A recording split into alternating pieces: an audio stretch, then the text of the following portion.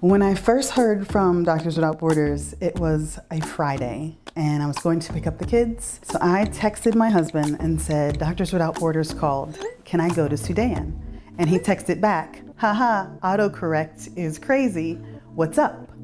I am Dr. Africa Stewart. I'm an OBGYN. I'm a women's health practitioner. I'm a lover of moms and babies. I'm a mom and a wife and a member of my community, and I'm a doctor without borders. I have 3 little ones, well, not so little anymore.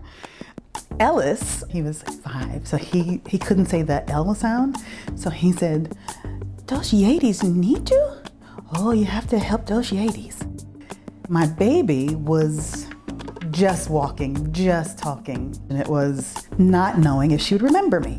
But we had breast milk in the freezer, we had photos, and my husband was very purposeful about saying my name, talking about mommy, and just sort of making me real in that way.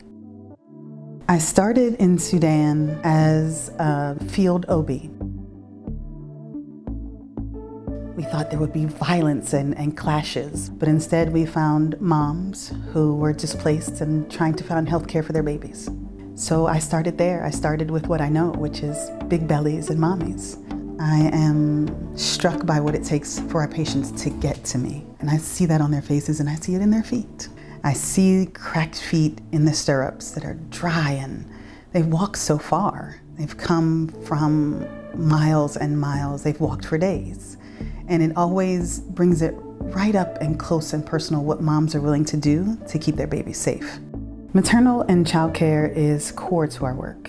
At each and every stage of our projects, we honor moms and babies. We are mindful that no matter where they are, mothers and children need a certain amount of care. Our friends and families visited and helped out when I was gone. Raina, we didn't know if she would know who I was. We didn't know if she would be afraid of me.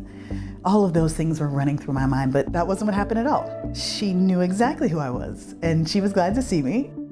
I learned from the first mission that food is the way that I express myself best. So what I did was keep food in the freezer that they could take out once a week. And that was concrete, and it was delicious, and it feels like that's how I speak my love to them. Mommy wins. They understand my need to be not just mommy and not just Mrs. Stewart, that there's a piece of me that is just me. And I need to be Dr. Stewart sometime. I need to be an advocate for women who can't speak for themselves.